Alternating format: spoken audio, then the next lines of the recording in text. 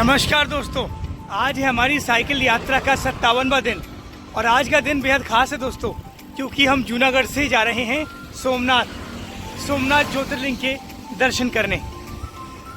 और ये देखिए दोस्तों, हम नेशनल हाईवे 151 से सोमनाथ जा रहे हैं और बीच में हमें मिला है एक केशोद नाम की तहसील यानी कि तालुका है, जो कि जूनागढ़ ज़िले में ही है दोस्तों। और गाइस, आप लोगों को मैं एक बात और बता दूं कि जूनागढ़ सिटी के अंदर कोई एयरपोर्ट नहीं है, यानी जूनागढ़ वालों को जब कहीं जाना होता है तो उन्हें केशोद आना पड़ता है। केशोद में ही एयरपोर्ट है, जो कि जूनागढ़ ज़िले की तहसील है। और गाइस, हमने गिर के जंगलों में एंट्री कर ली है, यानी कि हम जो शेर हैं उनके इलाके में घुस आए हैं। यहाँ से वाइल्ड लाइफ सेंचुरी की शुरुआत हो गई है। ये पूरा एरिया वाइल्ड लाइफ सेंचुरी के अंडर आता है। सो गाइस, बज गए दोपहर के 12 और हमने गुडू में स्टॉप ले लिया है लंच करने के लिए। गांव है और अब सोमनाथ यहाँ से करीब बचा हुआ है 20 किलोमीटर और गर्मी बहुत ज़्यादा है, इसलिए ब्रेक लेने में फ़ायदा है। और यहाँ से हम जाएंगे पहले वहाँ जहाँ पर कृष्ण भगवान को तीर लगा था और उसके बाद फिर तक करेंगे दर्शन सोमनाथ ज्योतिर्लिंग के। सो गाइस, मैंने अभी तक जितने भी ब्लॉग्स किए हैं मैं आपको खाने पीने का ज़्यादा नहीं दिखा पा रहा था, क्योंकि बहुत ज़्यादा बिजी शेड्यूल चल रहा था।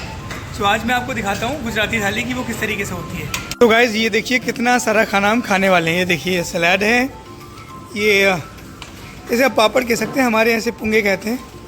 वो है रोटी है, ये आई थिंक सेव भाजी की सब्ज़ी है, ये आलू जैसा लग रहा है, ये छोले की सब्ज़ी है, ये भी आलू का कुछ है, ये मिक्स वेज है, ये मिर्ची है, ये सलाद है, ये अगेन प्याज वाला सलाद है, ये आई थिंक स्वीट है, हलवा होगा, और ये अचार है गाइस, और ये छाछ की बॉटल।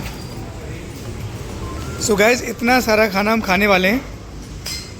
और गाइस, मैं आपको एक बात और बता दूं कि गुजरात की जो खास बात है वो ये है कि यहाँ पर ना पेट भर के खाना खिलाया जाता है। मतलब आपकी जो प्लेट होगी उसकी एक फिक्स अमाउंट होगा, 100, 120, 140, और फिर आपको पेट भर के खाना खिलाया जाएगा। इन्हें अब जितनी भी सारी चीज़ें हैं वो आप अनलिमिटेड ले सकते हैं, पेट भर के खा सकते हैं। लेकिन मैंने देखा है कि अदर स्टेट्स में ऐसा होता है कि फ़िक्स कर दी जाती है, 4 रोटी 2 सब्जी चावल सलाद, ये फिक्स होता है। लेकिन गुजरात में ऐसा नहीं है और राजस्थान में भी कई जगह पे ऐसा नहीं था। ये अच्छी बात है। गाइस, गर्मी बहुत ज़्यादा है तो हमने स्टॉप ले लिया है। ये देखिए कितना प्यारा सा ये पेड़ है, वहाँ हमारी छोटी नंदी खड़ी है और ये छाँव थी इसलिए हम यहाँ बैठ गए हैं। गाइस, मैं आपको सोमनाथ के तो दर्शन कराऊंगा ही कराऊंगा, लेकिन आज हम उस जगह भी जाने वाले हैं जहाँ पर भगवान श्री कृष्ण को तीर लगा था और उन्होंने अपना देह त्याग दिया था। सो गाइस, हम लगभग सोमनाथ में एंट्री कर चुके हैं। ये देखिए आप, अभी सोमनाथ का मंदिर हमें आगे मिलेगा। भालका तीर्थ जाने के लिए नेशनल हाईवे 51 छोड़ दिया है। ये देखिए, ये नेशनल हाईवे 51 सीधा जा रहा है। जब आप द्वारका की तरफ से आएंगे तो आपको राइट टर्न लेना होगा और इधर गाँव की तरफ जाना होगा।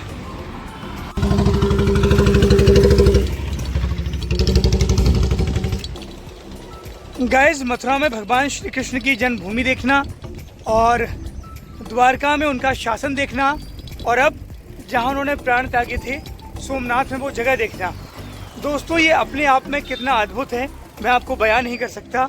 और मुझे पता है कि इस संपूर्ण यात्रा में आप मेरे साथ ही रहे हैं, सहभागी रहे हैं। तो चलिए हम साथ साथ उस दिव्य स्थान के दर्शन करते हैं। तो गाइस, हम पहुंच चुके हैं भालका तीर्थ में। बोलिए कृष्ण भगवान की जय। सो गाइस, ये रहा श्री भालका तीर्थ मंदिर, जिसके दर्शन हम और आप साथ साथ करने वाले हैं। गाइस, मंदिर प्रांगण में घुसते ही सबसे पहले ये कुंड दिखाई देता है, जहाँ पर लोग स्नान का तो पता नहीं लेकिन जल ज़रूर लेते हैं अपने ऊपर।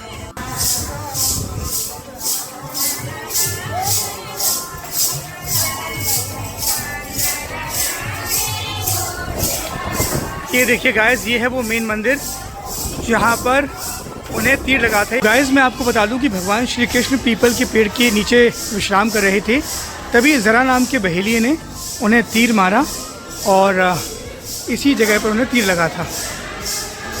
और गाइस, श्री भालका तीर्थ के बारे में पूरी जानकारी लिखी गई, आप इसे पढ़ लीजिए।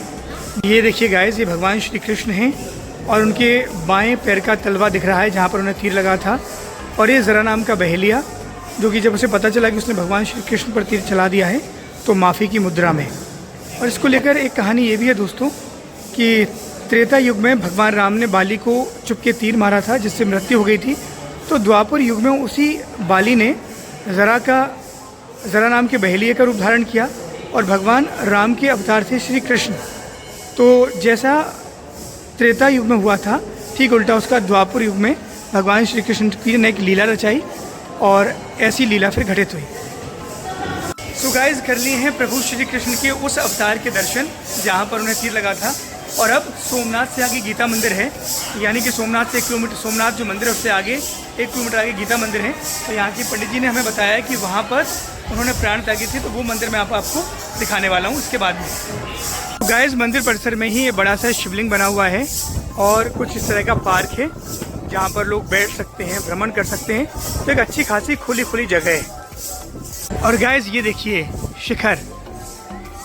शिखर बहुत अच्छे होते हैं गाइस यहाँ मंदिरों में। इस मंदिर परिसर में ही बना है भगवान भोलेनाथ का ये मंदिर। ये नंदी बाबा हैं, ये देखिए भोले बाबा विराजमान हैं। भोले बाबा की जय।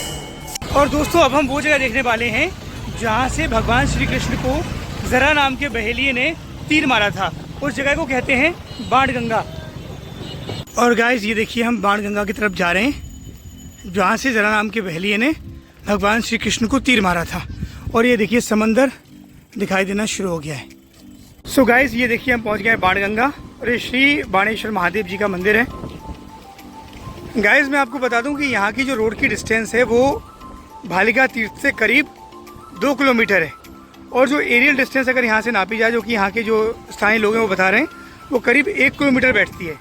यानी ज़रा नाम के बहेलिये ने यहाँ से तीर मारा था। और बालिका तीर्थ जो मैंने आपको दिखाया, वहाँ पे भगवान श्री कृष्ण पीपल के पेड़ के पास बैठे हुए थे, अपने एक पैर के ऊपर दूसरा पैर रखकर, और तभी उनके बाहिने पैर के तलवे में जाकर वो तीर लगा था। ये देखिए कैसी लहरें आ रही हैं। और ये देखिए महादेव की पिंडरियाँ भी हैं जिनका अभिषेक अपने आप होता है। ये देखिए, पहले आपको मंदिर दिखा देता हूँ। ये देखिए महादेव का अपने आप अभिषेक हो रहा है दोस्तों, अपने आप। समंदर देवता महादेव का अपने आप अभिषेक कर रहे हैं। ये देखिए। और ये देखिए दोस्तों, आपको ये छोटी मूर्तियों देखिए बीच में, वहाँ पर आपको ये देखिए उस पिछले वाले झंडे के पास में आपको शिवलिंग दिखाई दे रहा होगा ब्लैक कलर का। ये देखिए ये शिवलिंग है दोस्तों, जिसका अभिषेक अपने आप समुद्र देवता करते रहते हैं।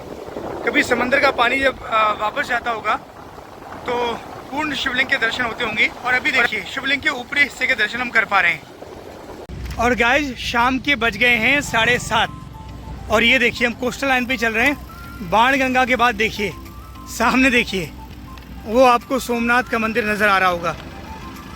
दोस्तों ये नज़ारा देखने में इतना खूबसूरत है कि मैं बयान नहीं कर सकता। आप देख लीजिए इसको, मैं और आप, हम साथ साथ ही इस नज़ारे को देख रहे हैं। बस फ़र्क इतना है कि मैं अपनी खुली आंखों से देख पा रहा हूँ और आप अपनी स्क्रीन पर देख पा रहे हैं। लेकिन यकीन मानिए बहुत बहुत अद्भुत और अलौकिक है। वो देखिए सामने, और ये गवर्नमेंट सर्किट हाउस बना हुआ है दोस्तों, कितना खूबसूरत है।